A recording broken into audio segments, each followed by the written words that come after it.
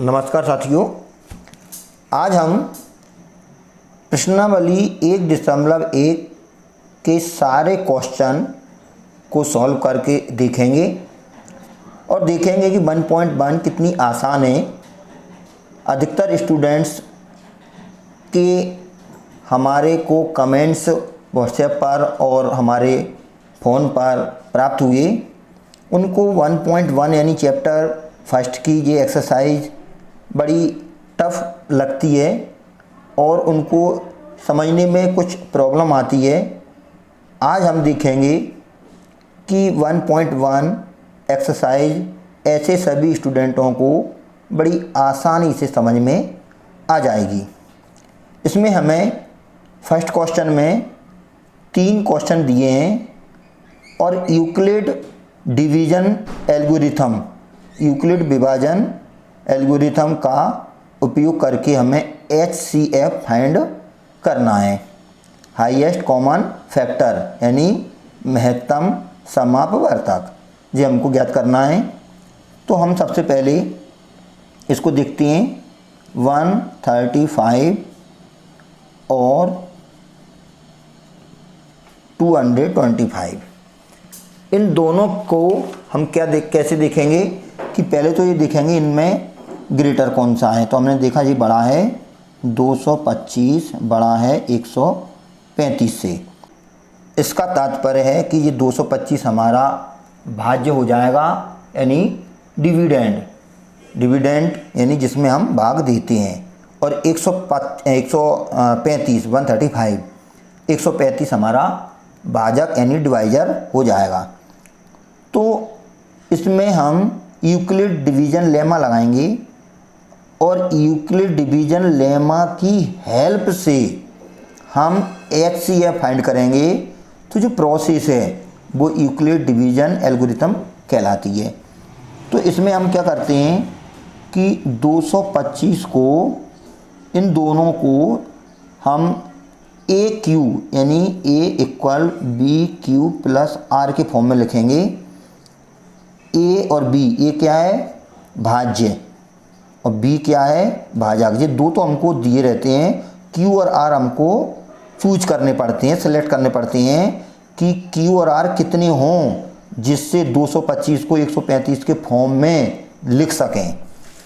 और ये आपका रिमाइंडर है, यानी हम इसमें इसका डिवाइड करें तो इसमें इसका डिवाइड करें तो कितना भागफल प्राप्त हो और कितना शेषफल प्राप्त हो। ये क्वोशिएंट रहता है हमारा भागफल और ये आपका रहता है शेषफल। आपको मालूम है कि जो शेषफल है वो हमेशा B से यानी जिससे अपन भाग दे रहे हैं, क्योंकि ये A है और यहाँ पर ये B है, तो B से अब हमेशा छोटा रहेगा शेषफल और 0 से ग्रेटर रहेगा। तो जो 135 है इसको अपन लिखेंगे इसके फॉर्म में, ऐसा लिखेंगे। तो हमें पता है कि 135 का एक बार ही जाएगा जी, तो 135 से कम 135। अब 225 में से 135 को सब्ट्रैक्ट करेंगे यानी अपन डिवाइड देंगे, तो इस प्रकार से आपका 90 बचेगा। यहाँ पे हम आपको डिवाइड करके बता दें। देखें 225 में हम 135 का भाग देंगे तो 135 से कम 135 और जहाँ पे 0 और 12 में से 3 गए 9 और यहाँ पे 1 के 2 हो गए, तो बस ये आपका 90 बच गया शेष। तो ये शेष आपका 90 आ गया। तो अब हम अगली जो प्रोसेस है, शेषफल 0 होना चाहिए, तब हमारी प्रोसेस ख़त्म हो जाएगी। और जिस स्टेप का शेषफल यानी रिमाइंडर 0 है उसी का जो B पार्ट है यानी जो भाजक है, भाजक मतलब डिवाइजर, वो आपका दोनों नंबरों का HCF होगा। कौन से दोनों नंबरों का? चाहे तो वो उस स्टेप के 2 नंबर कह दें या उस प्रोसेस तक पहुंचने में जिन 2 नंबरों का यूज हमने किया था उन दोनों नंबरों का HCF। जैसे अब 135 और 225 का हमें HCF चाहिए, तो 135 और 225 का HCF वही होगा जो कि हम आगे प्रोसेस में करेंगे, क्योंकि अभी रिमाइंडर 0 नहीं आया। रिमाइंडर 0 आ जाए सो हमारा 135 HCF हो जाता, क्योंकि जो भाजक है जो डिवाइजर है वो HCF होता। तो हमारा जो B है ये डिविडेंड है और ये आपका डिवाइजर है, तो डिवाइजर आपका HCF हो जाता, लेकिन अभी रिमाइंडर 0 नहीं है, इसलिए भाजक आपका HCF नहीं हो पाएगा। तो अगली प्रोसेस अपन इन दोनों में करेंगे। तो इन दोनों में ये बड़ा है, तो ये हो जाएगा, अपन लिख दें कि यहाँ शेषफल 90 0 नहीं है, अतः अब हम 135 और 90 तथा 90 में यूक्लिड विभाजन प्रमेय का प्रयोग करेंगे। इसमें हमारा ये 0 नहीं है, रिमाइंडर 90 है, वो 0 नहीं है शेषफल, तो हम 135 और 90 में यूक्लिड डिवीजन लेमा लगाएंगे। तो इसमें 135 को हम लिखेंगे 90 के फॉर्म में, तो कितनी बार जाएगा इसका 90 एकम 90 और ये 45, क्योंकि 90 और 45 135 होती हैं। तो इस प्रकार से यदि ये शेषफल आता है तो 90 आपका HCF हो जाता, पर अभी भी शेषफल नहीं है। तो अब हम 90 और 45 में यूक्लिड विभाजन प्रमेय का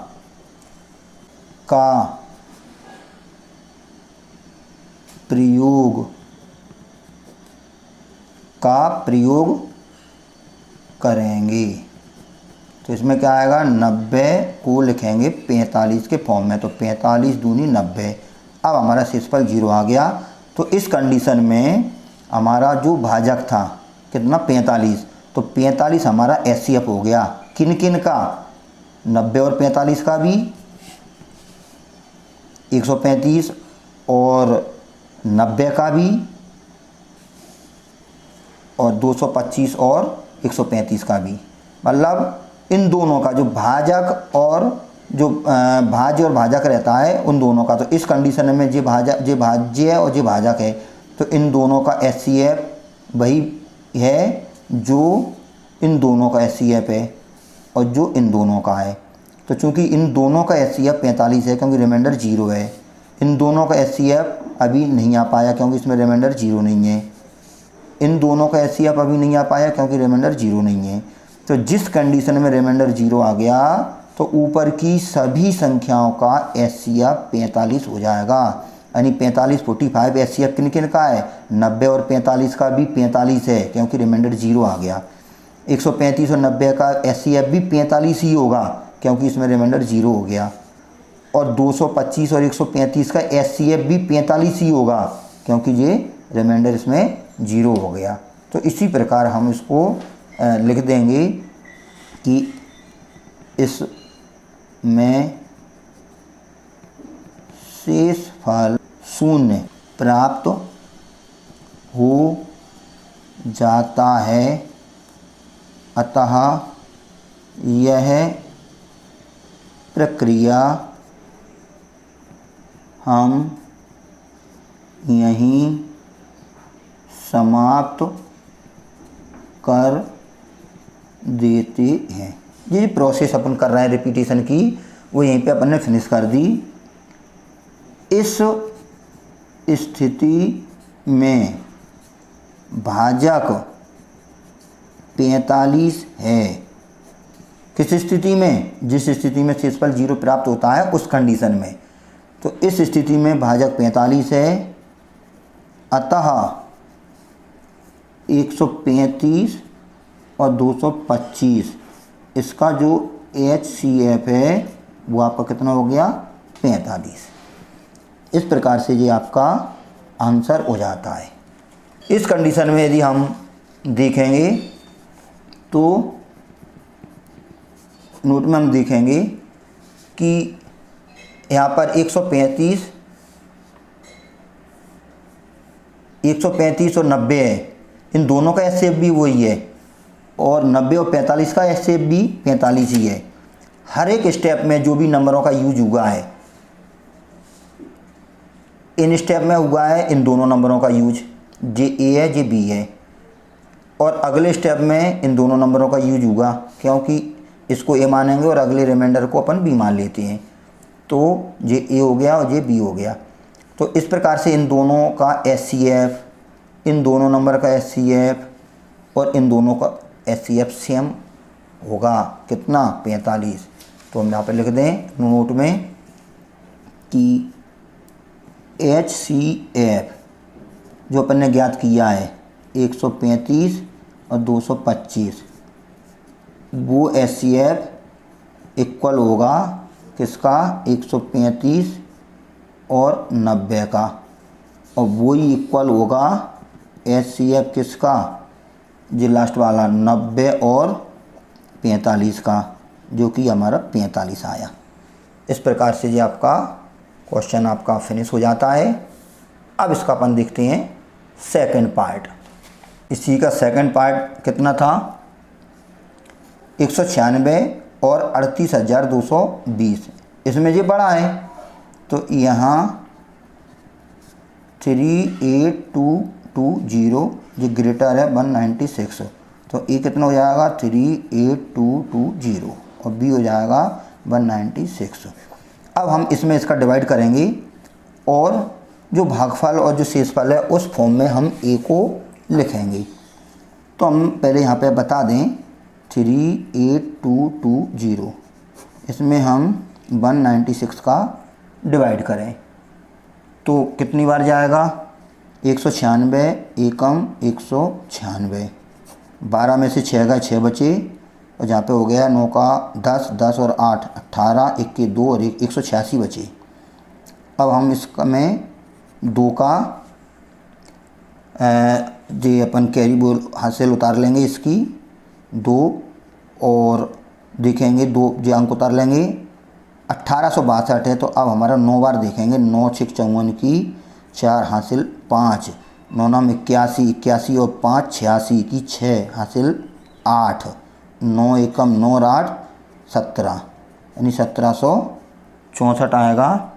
और जो बचेगा वो कितना होगा, यहाँ पे हो जाएगा 12 में से 4 गए तो 8, यहाँ पे हो जाएगा 7 यानी 9, ये हो जाएगा इतना 98, और अपनी जो लास्ट का डिजिट है वो लिख देंगे 980।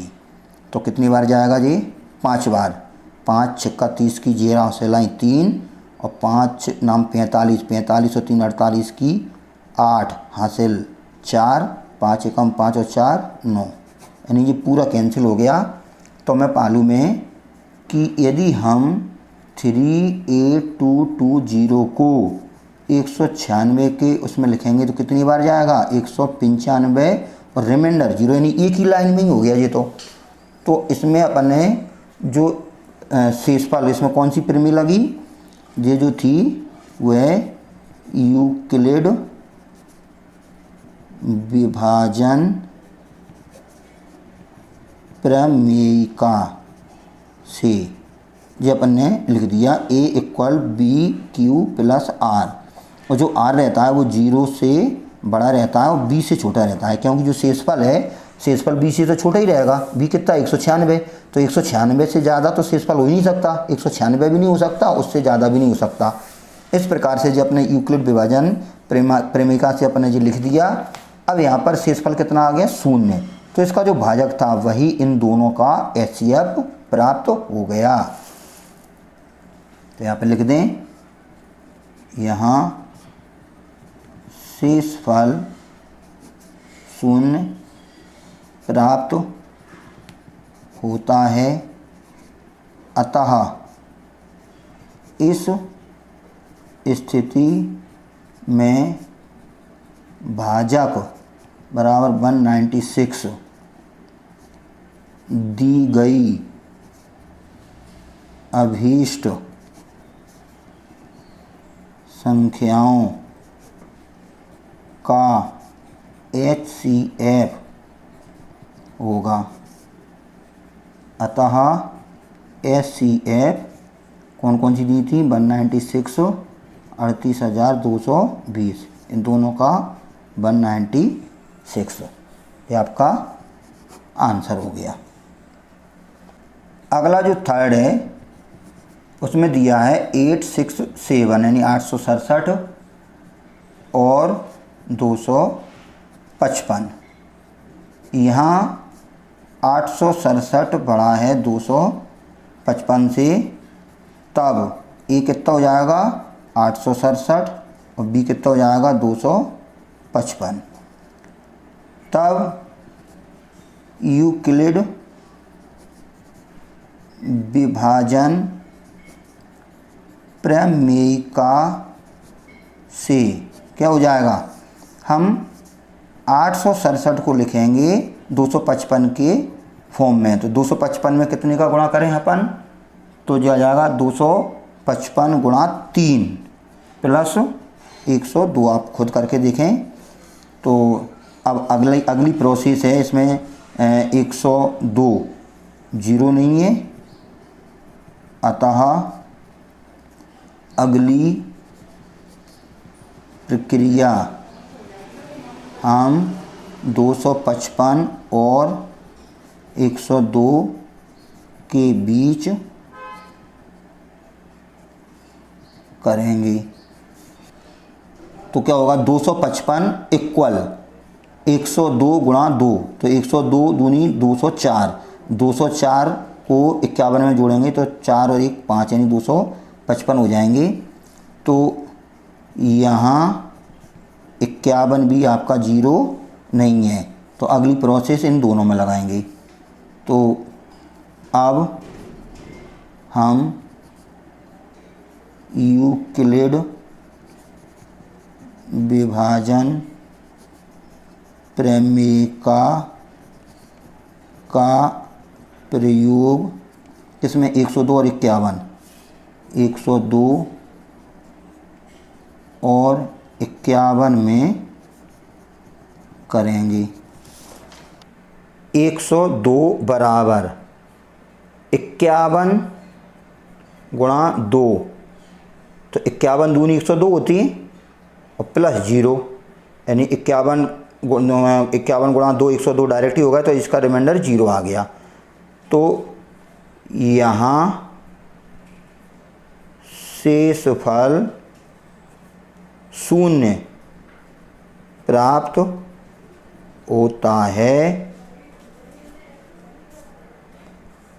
अतः HCF किन किन का, 102 और 51 का भी 51 होगा, 255 और 102 का भी 51 ही होगा, और 867 और 255 का भी 51 ही होगा। तो हमको तो क्वेश्चन ये दिया था, इसलिए हम 867 का लिख दें कि 867 और 255, इसका कितना होगा 51। ये आपका आंसर हो गया।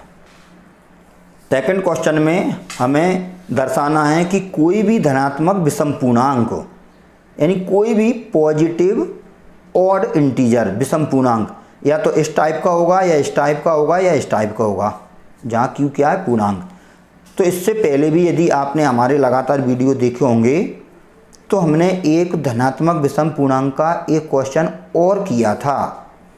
उसमें यहाँ पर 6, इसमें क्या दिया है 6Q, और इसमें दिया था 4Q + 1, मतलब यहाँ पे 4 था, उसमें क्या था 4, इसमें क्या 6, और क्वेश्चन वही था विषम पूर्णांक धनात्मक विषम पूर्णांक, उसमें था 4Q + 1 या 4Q + 3 टाइप का होता है, और इसमें कहता है 3Q + 1 या इसमें 3Q + 3 या 6Q, इसमें वो कह रहा है 6Q + 1 या 6Q + 3 या 6Q + 5 के रूप का होता है। तो हम मान लें कि माना ए कोई धनात्मक विषम पूर्णांक है, तो इसका सॉल्व करने के लिए अपन ने मान लिया कि माना ए कोई धनात्मक विषम पूर्णांक है तथा बी को क्या मानते हैं अपन 6, हमने पहले बताया था कि इसमें जो मल्टीप्लाई रहता है वो 4q+1 वाले में हमने 4 माना था b को। इसमें जो जिस फॉर्म में अपन को प्रूव करना होता है b को उसी के हिसाब से अपन मानते हैं। अपन इसमें b को क्या मानेंगे 6 और a कोई भी धनात्मक विषम पूर्णांक मानेंगे, क्योंकि अपन को प्रूव करना है कि धनात्मक विषम पूर्णांक ही इस टाइप का होगा। तो अब a आ गया और b आ गया, मतलब हमारे पास 2 नंबर आ गए। a अभी अननोन फॉर्म में है, लेकिन अपन मान के चलते हैं कि हमारे पास a है कोई भी धनात्मक विषम पूर्णांक, कोई भी पॉजिटिव ऑड नंबर। तो a आ गया और b आ गया। अब अपन इसको इसमें लगाते हैं यूक्लिड डिवीजन लेमा। तो अब यूक्लिड विभाजन प्रमेय का यानी लेमा से क्या होता है, a इक्वल BQ+R, b कितना है 6, तो 6q+r, यहाँ पर r कितना होगा, मतलब 0 से तो बड़ा होगा रिमाइंडर, और b यानी जिससे अपन डिवाइड कर रहे हैं, डिवाइड किससे कर रहे थे 6 से, तो 6 से आपका छोटा होगा, क्योंकि a में b का डिवाइड करती हैं, 2 नंबर हैं तो a में b का डिवाइड करती हैं, और जितना भागफल आता है वो और शेषफल उसके फॉर्म में अपन उसको लिखते हैं। उसी को तो अपन कहते हैं यूक्लिड डिवीजन लेमा। तो यदि हम a में यानी कोई भी जो विषम पूर्णांक है उसमें हम b का डिवाइड करें तो शेषफल कितना बचेगा, या तो 0 आएगा या 0 से बड़ा होगा और 6 से कम होगा, क्योंकि अपन डिवाइड तो 6 ही से कर रहे हैं। तो इस स्थिति में लिख दें कि इस स्थिति में r का संभावित मान क्या होगा, 0, 1, 2, 3, 4 या 5, 6 नहीं हो सकता, 6 से क्या होगा कम ही कम। तो r का संभावित मान होगा 0 से लेके 5 तक। तो अब वही अपन कंडीशन करते हैं कि यदि r 0, तब आपका जो विषम पूर्णांक है वो कैसा हो जाएगा, r की जगह 0 लिखेंगे तो 6q, और यदि r की वैल्यू 1 हुई तो a क्या आ जाएगा 6q+1, तो a की वैल्यू हो जाएगी 6q+1। यदि r आपका 2 होगा तो a कितना हो जाएगा 6q+2, और यदि r 3 होगा तब a आ जाएगा 6q+3। इसी प्रकार r 4 होगा तब a हो जाएगा 6q+4, और जो फाइनल है r इक्वल 5, तब a कितना हो जाएगा 6q+5। इस प्रकार से आपका जो विषम पूर्णांक है जो अपन ने मान रखा है a, वो इस टाइप का होगा, या तो इस टाइप का होगा या इस टाइप का होगा या इस टाइप का होगा, क्योंकि r की वैल्यू इन्हीं में से होगी, कुछ ना कुछ। अपन 6 से भाग दे रहे हैं तो 6 से भाग दे रहे हैं तो या तो 0 बचेगा या 1 बचेगा या 2 बचेगा या 3 बचेगा या 4 बचेगा या 5 बचेगा, क्या रिमाइंडर। तो 0 बचा तो आपका नंबर इस टाइप का हो जाएगा, 1 बचा तो जो आपका नंबर है कौन, जो आपने विषम संख्या मान रखी है वो इस टाइप का हो जाएगा। तो इन्हीं में से ही होगा कोई ना कोई सा। तो अब अपन देखते हैं कि वो विषम पूर्णांक, तो हमें पता है ये 2 से कट जाता है, तो ये 2 से कट जाता है, ये भी 2 से कट जाता है और ये 2 से कट जाता है, तो ये 2 तो हैं, ये 3 तो हो गए अपने सम पूर्णांक। तो अपन लिख देते हैं कि उपरोक्त स्थिति में a बराबर 6q, a बराबर 6q+2 और a बराबर 6q+4 सम पूर्णांक होंगे, क्योंकि a 2 से विभाज्य है। ये तो सम पूर्णांक हो गए।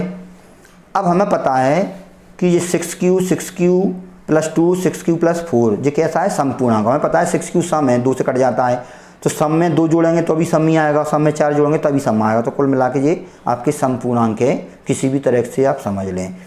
अब आपको मालूम है कि ये 6q क्या है सम, इवन इंटीजर सम पूर्णांक। तो जब इसमें 1 जोड़ेंगे तो ये विषम हो जाएगा, और इसमें 3 जोड़ेंगे तो विषम हो जाएगा, क्योंकि सम में 3 जोड़ेंगे तो अभी तो विषम आएगा, और सब में 5 जोड़ेंगे तो विषम आएगा। इसका मतलब 1, 3 और 5 जो ऐड हो रहे हैं वो कैसे हैं, विषम पूर्णांक। तो वही हम यहाँ पर लिख रहे हैं, तब ए बराबर कौन सा 6q + 1, 6q + 3, 6q + 5 विषम पूर्णांक होंगे। अतः सिद्ध होता है कि, क्या सिद्ध करना था, कोई भी धनात्मक विषम पूर्णांक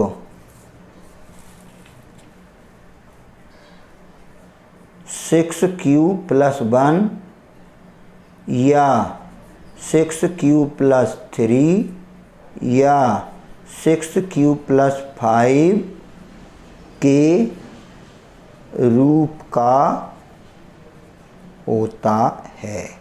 जो अपन ने प्रूव कर दिया।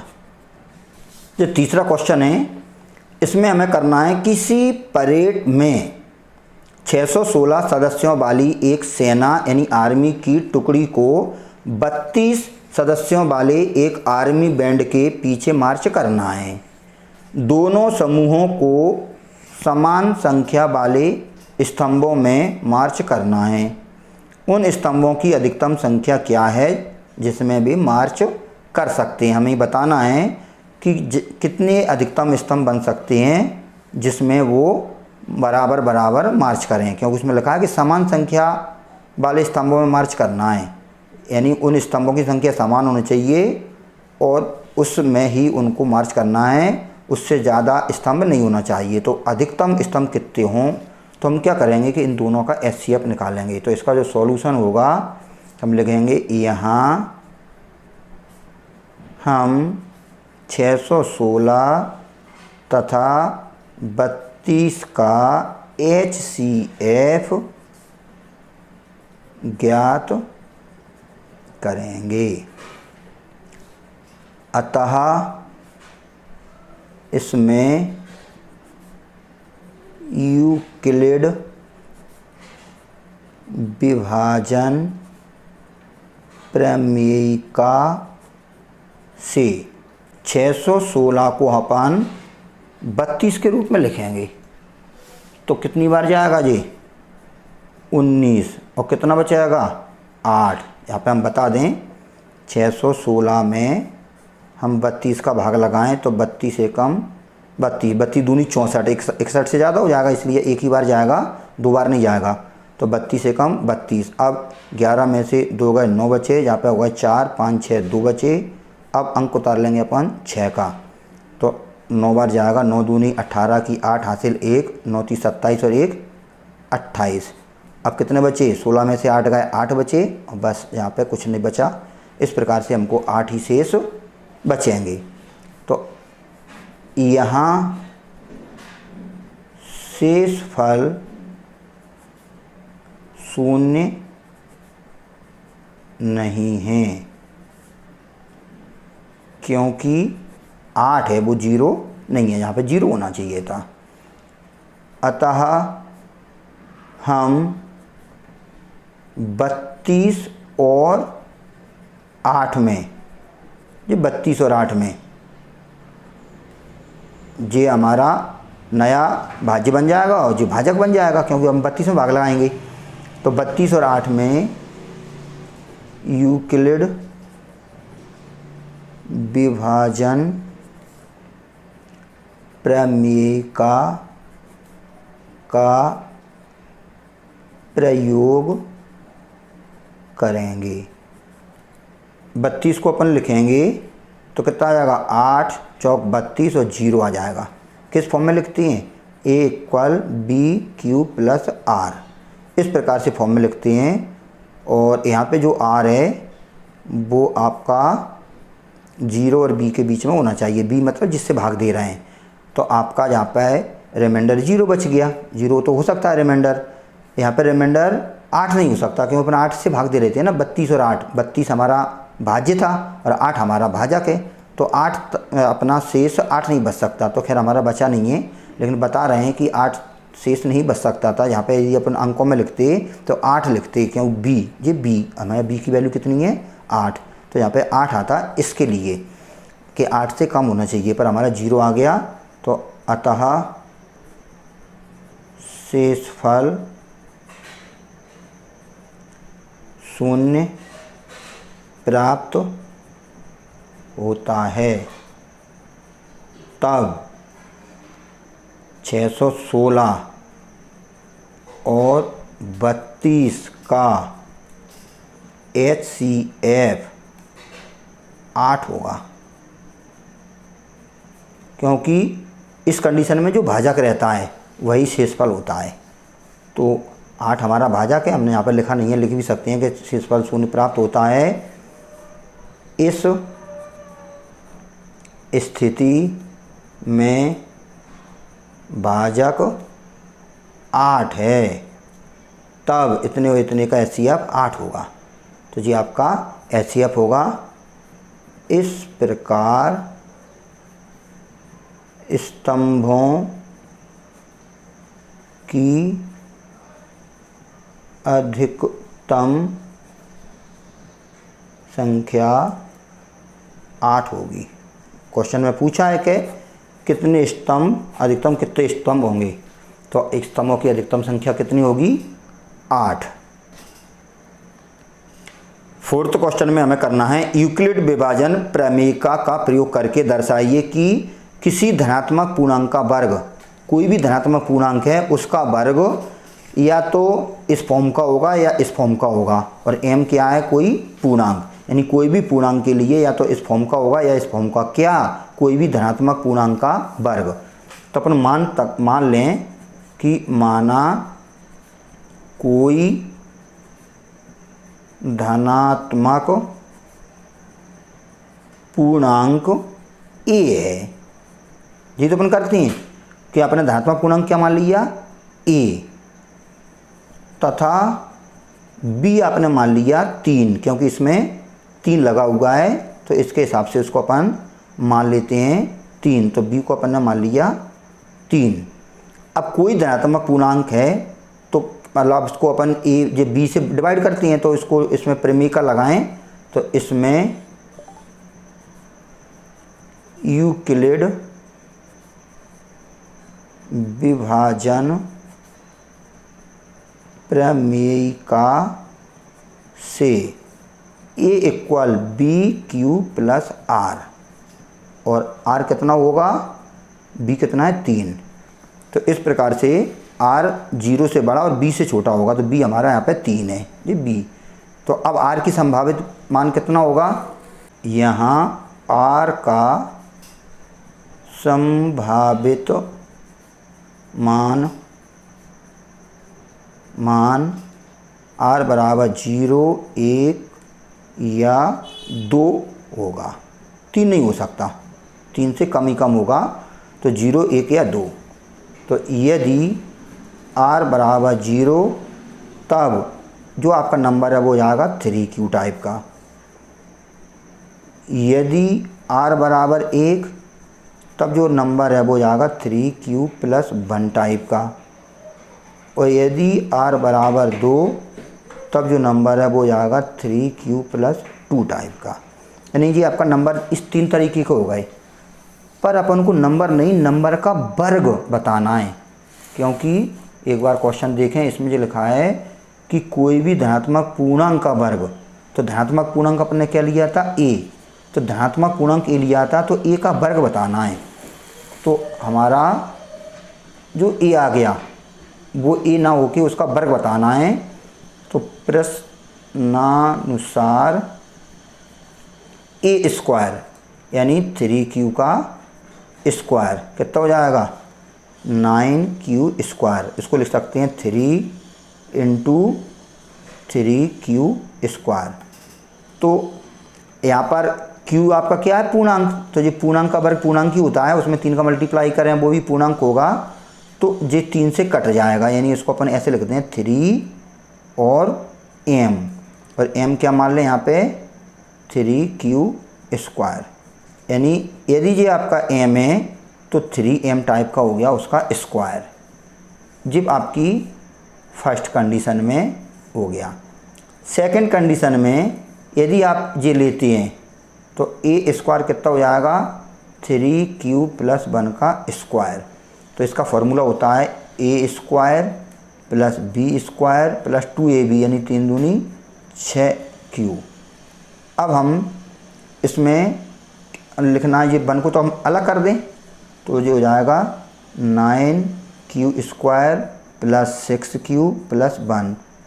हम इसमें क्या कर रहे हैं 3 कॉमन ले रहे हैं, तो 3 कॉमन लिया तो क्या बचा 3q स्क्वायर प्लस 2q, 3 दूनी 6q हो जाएगा प्लस 1, और इसको अपन ने m मान लिया तो जो हो गया 3m प्लस 1। m यहाँ पर क्या मान लिया 3q स्क्वायर प्लस 2q। यदि इस टाइप का है तो आपका जो उसका स्क्वायर है नंबर, यदि आपका नंबर इस टाइप का है तो उसका स्क्वायर इस टाइप का होगा। फाइनली यदि आपका नंबर है a स्क्वायर, यानी थर्ड वाला कौन सा था 3q प्लस 2, आप इधर दे सकते हो, ये है आपका 3q प्लस 2, ये वाला तो अपन ने कर लिया अभी। अब 3q प्लस 2 का है तो उसका स्क्वायर किस फॉर्म का होगा जो अपन दिख रहे हैं। तो यदि नंबर 3q प्लस 2 टाइप का है तो उसका स्क्वायर किस टाइप का होगा, तो देखें a square plus b square plus 2ab, तो 3 दूनी 6 दूनी 12q। अब अपन इसमें लिख सकते हैं 4 को तोड़ देंगे 9q स्क्वायर प्लस 12q, इसको अपन 3 धन 1 लिख दें। अब इसमें कॉमन निकाल लें तो 3 कॉमन आके कितना हो जाएगा 3q स्क्वायर प्लस 3 चौक 12 प्लस 1 और प्लस 1। अब जी हमारा 3 से कट गया, यानी जी हो जाएगा 3m प्लस 1। यदि इस टाइप का है तो भी 3m प्लस 1, इस टाइप का है तो भी 3m प्लस 1, और यदि इस टाइप का है ये 3q तो 3m आ जाएगा। मतलब हमारा जो स्क्वायर है वो 3m या 3m प्लस 1 प्रकार का होगा, वही हमको प्रूव करना था। तो ये आपका m, इसको अपन लिख सकते हैं 3q square plus 4q plus 1। तो अतः सिद्ध होता है कि किसी धनात्मक पूर्णांक का वर्ग 3m या 3m प्लस 1 प्रकार का होता है, जहाँ m पूर्णांक है। ये आपका आंसर आ गया। जो लास्ट क्वेश्चन है 5वां, उसमें क्या है, यूक्लिड विभाजन प्रमेयिका का प्रयोग करके दर्शाइए कि किसी धनात्मक पूर्णांक का घन, चौथे में क्या था वर्ग, इस 5वें क्वेश्चन में क्या है घन यानी क्यूब, या तो इस टाइप का होगा या इस टाइप का होगा या इस टाइप का होगा। तो वही अपन को बताना है। तो अपन मान के चलते हैं कि माना ए कोई धनात्मक पूर्णांक है तथा b को अपन, वैसे अपन को इसके हिसाब से b कितना मानना चाहिए 9, क्योंकि ये घन की बात चल रही है तो हमें पता है कि यदि जी क्या है कोई नंबर नहीं है, जी नंबर का घन है, क्योंकि पूछा है कि किसी नंबर का या कोई धनात्मक पूर्णांक का घन इस रूप का होता है। वो नंबर इस रूप का होता तो अपन b को 9 मान सकते थे, अभी भी 9 मान लेंगे तो कोई दिक्कत नहीं है, लेकिन इसमें b को 3 मानेंगे क्योंकि हमें बताना है कि वो 9 से कट जाएगा। तो हमें पता है कि वो 9 से कटने वाला अपन को प्रूव करना है।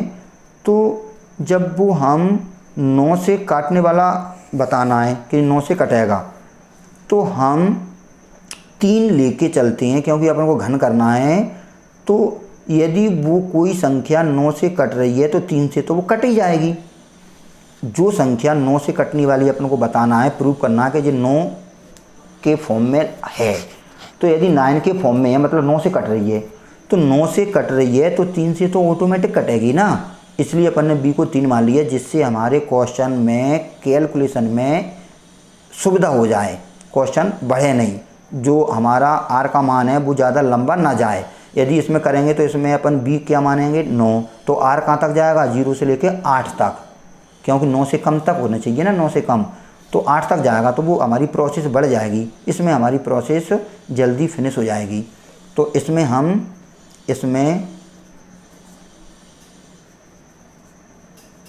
यूक्लिड विभाजन प्रमेयिका से a equal B Q plus R, B कितना है आपका जी 3, तो बी क्यू प्लस आर, और जो आर है वो कितना होगा 0 से तो बड़ा होगा और b से छोटा होगा, b मतलब 3 से छोटा होगा, तब r का संभावित मान कितना होगा 0, 1, 2, बस 3 से कम इतना होगा 0, 1, 2 कि यदि r 0 है तब जो नंबर है आपका वो किस प्रकार से हो जाएगा 3q, क्योंकि यहाँ पे अपन 0 लिख देंगे, और r यदि 1 है तब नंबर किस प्रकार का हो जाएगा 3q प्लस 1, और यदि r आपका 2 है तो नंबर किस प्रकार का हो जाएगा 3q प्लस 2। जी आपके 3 नंबर हो गए, मतलब या तो नंबर इस प्रकार का होगा या नंबर इस प्रकार का होगा या नंबर इस प्रकार का होगा, पर हमें नंबर नहीं करना है, उसका घन करना है। तो पहला, यदि a आपका 3q है तब प्रश्नानुसार आपको a क्यूब करना है, यानी 3 का क्यूब करना है, तो 3 त्रिका 9 27 क्यूब ऐसा हो जाएगा। अब इसको अपन 9 के फॉर्म में लिखें, 9 9 27, तो कितना हो जाएगा जी 9m, यहाँ पे अपन m क्या मान लें 3q, इसको अपन ने m मान लिया, तो जी 9m टाइप का हो गया। तो हमने देखा कि जो नंबर है वो यदि ऐसा है तो उसका क्यूब इस टाइप का हो जाएगा। सेकेंड, यदि a 3q प्लस 1 है तब प्रश्नानुसार उसका जो क्यूब है 3q प्लस 1 का क्यूब, तो देखते हैं जी किस प्रकार का होता है। तो a cube plus b cube plus 3a square b plus 3ab square, अपने a प्लस b का होल क्यूब का फॉर्मूला लगा दिया, तो ये हो जाएगा 27 क्यूब की घात 3 plus 1 3 Trika 9 Q square plus ये हो जाएगा 9q। अब अपन इसमें 1 को इधर कर लें, इसमें कॉमन ले लें 9, तो 9 कॉमन ले लें, तो ये होगा 9 27 क्यूब, ये हो जाएगा q स्क्वायर, और ये हो जाएगा q, और ये प्लस 1 अलग कर दें, तो ये किस फॉर्म का हो गया, ये हो गया आपका 9m प्लस 1, यदि अपन m, क्योंकि ये भी कोई ना कोई नंबर होगा, क्यों क्या है पूर्णांक, पूर्णांकों का वर्ग करके जोड़ेंगे तो पूर्णांक ही आएगा, तो वो पूर्णांक को अपने m मान लिया, तो 9m प्लस 1 टाइप का हो गया उसका घन, यदि वो नंबर इस टाइप का है तब, तो m अपने मान लिया 3q plus q square plus q। अब अपन को लास्ट करना है कि यदि नंबर इस टाइप का हुआ तो क्या होगा। हेड है, यदि a 3q प्लस 2 है तब प्रश्नानुसार कितना हो जाएगा a का क्यूब, यानी 3q प्लस 2 का क्यूब कितना हो जाएगा a cube plus b cube plus 3a square b plus 3a और b स्क्वायर, तो जो हो जाएगा आपका 27q की घात 3 प्लस 8 प्लस 3 त्रिका 9, 9 दूनी 18, 18 थी 54 हो जाएगा जी, 54 क्यू स्क्वायर, क्योंकि 3 का वर्ग 9, 9 थी 27, 27 दूनी 54, प्लस जो हो जाएगा 2 दूनी 4 थी या 12, 12 थी 36 क्यू। अब इसमें अपन 9 के फॉर्म में लिख रहे हैं, तो इसमें 9 कॉमन आ रहा है, इसमें तो नहीं आ पा रहा, तो लिख दें 27, या तो अपन 9 कॉमन लिख दें डायरेक्ट, तो 9 इसमें कितना बचा 3 Q cube plus 9 6 54 Q square plus 9 चौको 36 क्यू, और जो 8 अलग कर दें तो किस टाइप का हो गया 9m प्लस 8 टाइप का हो गया। यहाँ पे m किस टाइप का है जी पूरा 3 Q cube plus 6 Q square plus 4 Q, तो इस टाइप का हो गया क्या इसका क्यूब। तो वो क्वेश्चन ने मतलब क्वेश्चन हमारा क्लियर हो जाता है कि इस प्रकार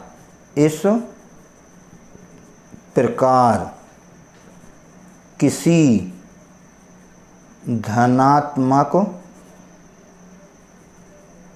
पूर्णांक का घन यानी उसका क्यूब 9m प्लस 1 या 9m प्लस 8 के रूप का होता है। इस प्रकार पूरी की पूरी एक्सरसाइज अपनी फिनिश हो गई है। यदि किसी को कोई दिक्कत है तो वही पुरानी तरीके से आप कमेंट्स के माध्यम से आप पूछ सकते हैं, हम आपका डाउट ज़रूर ही सॉल्व करेंगे। हमारे वीडियो लगातार देखते रहिए और लाइक करते रहिए, अपने साथियों तक शेयर भी करते रहिए, और हम जो भी वीडियो बनाएंगे उस वीडियो को आप बड़े ध्यान से गौर से देखें और उनमें जो कमी हो उसको कमेंट्स के माध्यम से हमें बताएं, जिससे हम अगले वीडियो में उस प्रकार की कमियों को दूर कर सकें। नमस्कार।